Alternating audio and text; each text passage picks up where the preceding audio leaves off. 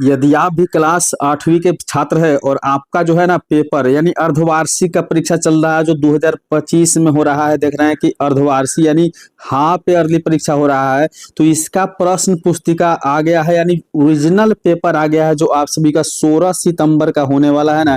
ये ओरिजिनल 100% है। क्यों कह रहे हैं? अगर ओरिजिनल नहीं होगा तो आप हमें आकर कमेंट करके गाली जरूर दीजिएगा, क्योंकि अगर आपका समय लॉस होगा और आप मेरे पेपर देख कर जाए और आपके एग्जाम में पेपर नहीं आता, आपको जितना मन करे उतना गाली जरूर दीजिएगा आकर। तो आप सभी को बता दें कि अगर आप मेरे ऊपर विश्वास करते हैं तो यह 16 सितंबर के लिए नए पेपर आ गया है। देख लीजिए, सामाजिक विज्ञान का आप लोग का पहला एग्जाम कैंसिल हो गया, उसके बाद एक एग्जाम हो रहा है। तो आप सभी को बता दें कि हाफ ईयर, देखिए यहाँ लिखा हुआ है सभी जिलों में इस बार पेपर बदल गया है और सभी जिलों का पेपर में देखिए HYE का मतलब हुआ हाफ ईयरली एग्जामिनेशन 2050 SST आप देख रहे हैं। और बिल्कुल पूरे बिहार में यही पेपर रहने वाला है। तो आप में से जितने विद्यार्थी कक्षा 8 के हैं तो आप सभी को बता दें कि आपको एग्जाम में 2 घंटे मिलेंगे और पूर्णांक 50 नंबर का होगा। हाफ ईयरली का मतलब होता है कि आधा यानी आधे 100 नंबर से 50 नंबर आधे होते हैं और सभी जिले के लिए पेपर बिल्कुल बदल चुका है। तो आप में से जितने विद्यार्थी इस वीडियो को देख रहे हैं ना, पहले आप पेपर को सभी को देख लीजिए, बाबू यही ओरिजिनल पेपर है। अगर पेपर नहीं आया तो बिल्कुल आप गाली दीजिएगा आकर। तो आप में से जितने विद्यार्थी इस पेपर को देख रहे हैं, एक बार बाबू आप सभी से रिक्वेस्ट है कि आप लोग इस यूट्यूब चैनल को सब्सक्राइब जरूर कर लीजिए, क्योंकि 9वां 10वां बाकी सभी विषयों का आपका और बाकी सभी क्लासों को इस तरह के पेपर मिलते रहेगा। तो देखिए यहाँ सब आप सभी कोई छात्र और छात्रा जो भी होइएगा और नाम भरिएगा, यहाँ वर्ग का क्रमांक जो आपका रोल नंबर है वो भरिएगा, यहाँ विद्यालय का नाम भरिएगा, यहाँ संकुल कहाँ पड़ता है वो भरिएगा, यहाँ ब्लॉक आपका प्रखंड कहाँ है उसे भरिएगा, यहाँ आप किस जिला में रहते हैं उसे भर लीजिएगा, ठीक है। और यहाँ जो है ना आपको हस्ताक्षर करने की जरूरत नहीं है, ये सब स्कूल के द्वारा भरा जाएगा जब आपका नंबर आएगा। तो यहाँ निर्देश है कि आपको कुल मिलाकर 6 प्रश्न है, 6 को बनाना है। तो पहला प्रश्न देखिए, पहला प्रश्न में जो है ना आपका ऑब्जेक्टिव क्वेश्चन है और ऑब्जेक्टिव क्वेश्चन कैसा है, तो खाली स्थान भरने वाला 5 क्वेश्चन है, 5 नंबर का एक नंबर है। तो देखिए हैदर अली और टीपू सुल्तान मैसूर के शासक थे, इसे मैसूर भर लीजिएगा। दूसरा है पहले गवर्नर जनरल बने, तो यहाँ वारेन हेस्टिंग्स बने थे, यहाँ इसे भर लीजिएगा। अब देखिए तीसरा में है, यहाँ तीसरा में एक सुनहरा रेस के रूप में है, तो पटसन भर लीजिएगा, यहाँ पटसन भरा जाएगा। चलिए चौथा देखिए, फटाफट आप लोग देख लीजिए 5 से 6 मिनट में। यहाँ अंगूर की खेती क्या कहलाता है, तो विटीकल्चर कहलाता है, विटीकल्चर भर लीजिएगा। राज्यसभा के सभापति कौन है, तो उपराष्ट्रपति भर लीजिएगा। बिल्कुल ये ओरिजिनल पेपर है, 100% है, शक मत कीजिए। आप लोग पूरा देख कर जाइए, यूट्यूब चैनल को सब्सक्राइब कीजिए, वीडियो को लाइक करिए। 2 नंबर में जो है ना सही टिक लगाना है, सत्य असत्य को चुनना है। तो मुगल साम्राज्य 18वीं सदी में मजबूत होता गया, तो नहीं, बिल्कुल यह गलत है, तो इसे गलत लगाना है।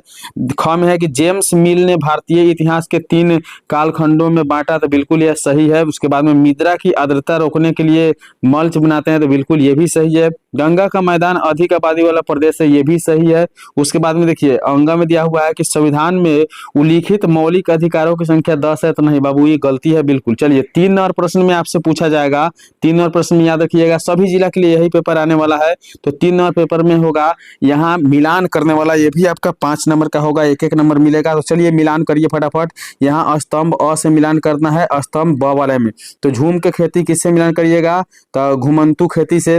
रानी चेनमा किससे करिएगा, तो कितूर में विद्रोह का नेतृत्व। और चट्टान बांध किससे संबंधित है, तो मृदा अपरदान को रोकने के लिए। कॉफी का उत्पादन कहाँ होता है, तो ब्राजील में। और अधीनस्थ अदालत है, तो जिला न्यायालय, यहाँ 4 भर लीजिएगा। चलिए अगला क्वेश्चन के बढ़िए फटाफट। आप लोग 4 नंबर सभी को देखिए, स्क्रीनशॉट भी ले सकते हैं या आप इसे बाबू देख कर नोट कर लीजिएगा, यही आपका पेपर में आ रहा है। तो चलिए 4 नंबर क्वेश्चन में है कि निम्नलिखित प्रश्नों का उत्तर लगभग 20 शब्द में देना है और बिल्कुल आपको 5 नंबर से मिलेगा, यानी यहाँ 15 नंबर का क्वेश्चन है, एक क्वेश्चन पर 5 नंबर आपको मिलने वाला है।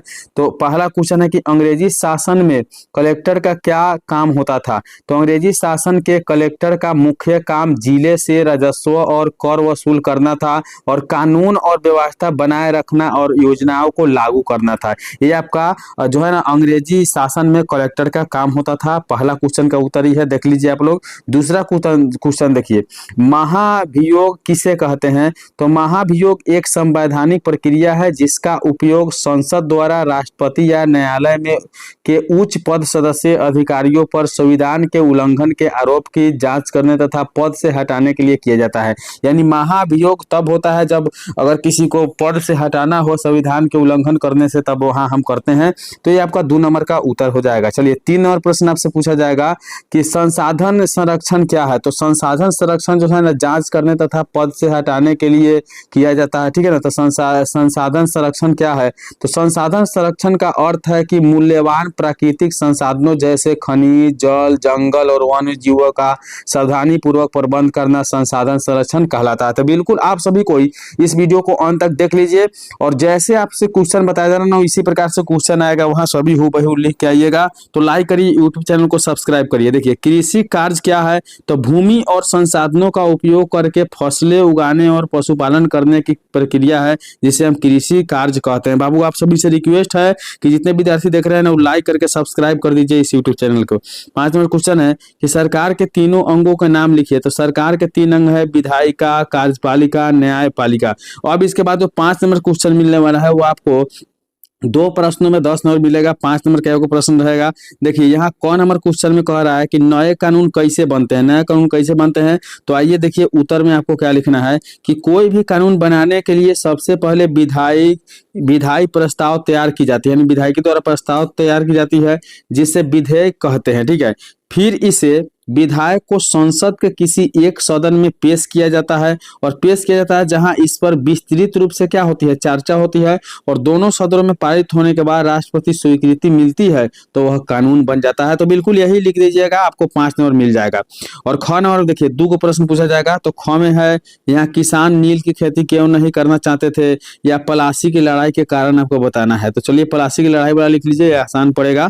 तो पलासी के युद्ध के मुख्य कारण ब्रिटिश ईस्ट इंडिया कंपनी और बंगाल के नवाब सिराजुद्दौला के बीच टकराव था, जिनमें कंपनी के व्यापारिक विशेषाधिकारी को दुरुपयोग, नवाब के अनुमति के बिना क्या है फलकता की फिलेबंदी, नवाब के शत्रुओं का शरण देना, यही सब कारण था, ठीक है ना। तो बिल्कुल यह लिख लीजिएगा और आपका यहाँ से 5 नंबर मिल जाएगा। अब चलिए 6ठा नंबर क्वेश्चन जो है ना ये वो क्वेश्चन 10 नंबर से आपको लिखना है, ठीक है ना। तो यहाँ 6ठा नंबर क्वेश्चन देखिए कि अस्थाई बंदोबस्त क्या था। अस्थाई बंदोबस्त पर हम लिख रहे हैं। तो देखिए अस्थाई बंदोबस्त पर क्या लिखिएगा, आराम से लिख लीजिएगा कि अस्थाई बंदोबस्त ब्रिटिश काल में 1793 में लॉर्ड कॉर्नवालिस द्वारा लागू की गई एक जो है ना भू राजस्व प्रणाली थी, जिसमें जमींदारों को भूमि की अस्थाई मालिक माना गया था और उनसे लगान वसूल किया जाता था, ठीक है ना, जिसे कभी बदला नहीं जा सकता था। और जमींदार किसान से लगान वसूल कर ईस्ट इंडिया कंपनी को देते थे और इसमें याद रखिएगा, और इसमें कुछ हिस्सा जमींदारों अपने पास रखते थे और यही व्यवस्था मूल रूप से बंगाल, बिहार, उड़ीसा और बनारस जैसे क्षेत्रों में लागू की गई थी। तो ये पलासी का जो है ना आप देख रहे हैं कि अस्थाई बंदोबस्त था।